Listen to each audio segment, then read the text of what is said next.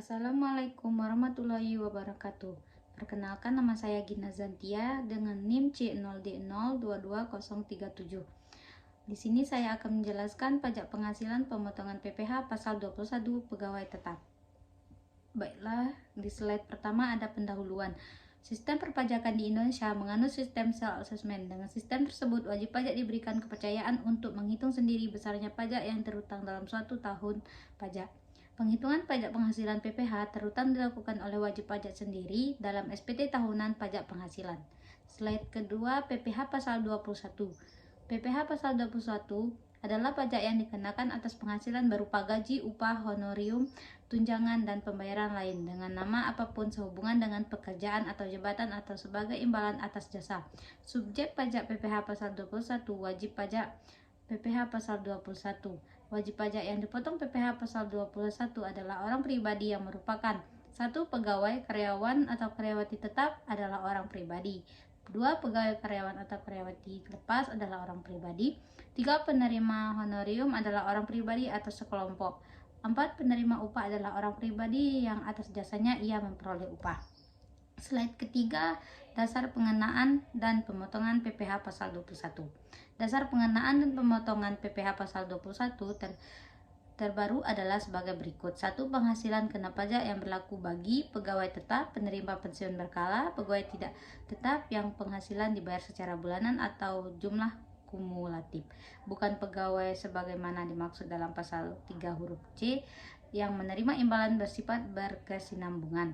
2. Jumlah penghasilan yang melebihi Rp300.000 sehari yang berlaku bagi pegawai tidak tetap atau tenaga kerja lepas yang menerima upah harian, upah mingguan, upah setahun, ataupun upah borongan.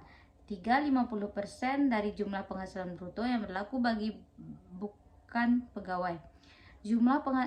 Jumlah penghasilan bruto yang berlaku bagi penerima penghasilan selain penerima penghasilan di atas Rp300 juta. 5. Dasar pengenaan dan pemotongan PPh pasal 21 adalah jumlah penghasilan bruto. Baiklah, slide berikutnya pemotongan PPh pasal 21. 1. Pemberi kerja yang terdiri dari orang pribadi dan badan. 2. Bendahara pemerintah baik pusat maupun daerah. 3. Dana pensiun atau badan lain seperti jaminan sosial, tenaga kerja, Jomsostek, PT Taspen, PT Asabri. 4. Badan yang membayar honorium atau pembayaran lain kepada jasa tenaga ahli, orang pribadi, subjek pajak luar negeri, dan peserta pendidikan, pelatihan, dan magang. 5. Orang pribadi yang melakukan kegiatan usaha atau pekerjaan bebas. 6. Penyelenggaraan kegiatan.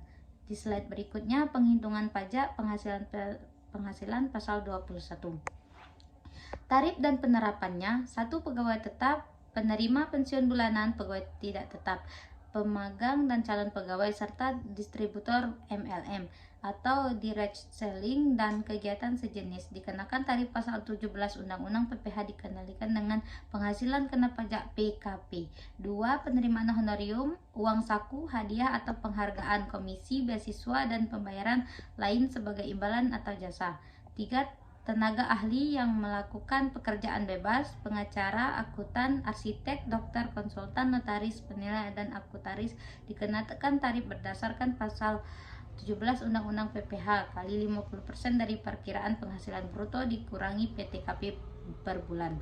4. Pegawai harian, pegawai mingguan, magang, dan calon pegawai, serta pegawai tidak tetap lainnya yang menerima upah harian, upah mingguan, upah tahunan, upah borongan, penerimaan tarif 5% dari penghasilan bruto. 5. Penjabat negara, PNS, anggota TNI atau Polri yang menerima honorium dan imbalan dipotong PPh pasal 21 dengan tarif 15% dari penghasilan bruto. Baiklah,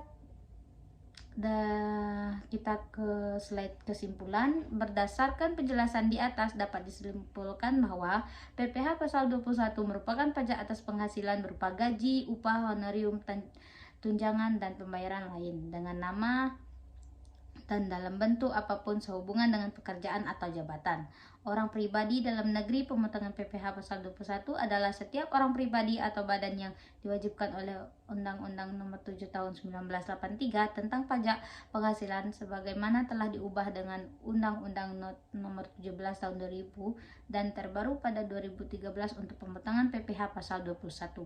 Saran saya dari uraian pembahasan di atas, penulis menyarankan kepada pembaca kalian agar manfaat dari pembahasan mengenai pajak penghasilan pasal 21 dapat diberikan wawasan positif, di mana sisi positif dari uraian tersebut bisa dijadikan sebagai bahan untuk menambah pengetahuan tentang pajak penghasilan pasal 21 tersebut, dan sisi kurang baiknya bisa dijadikan sebagai bahan pembelajaran untuk menjadi lebih baik lagi.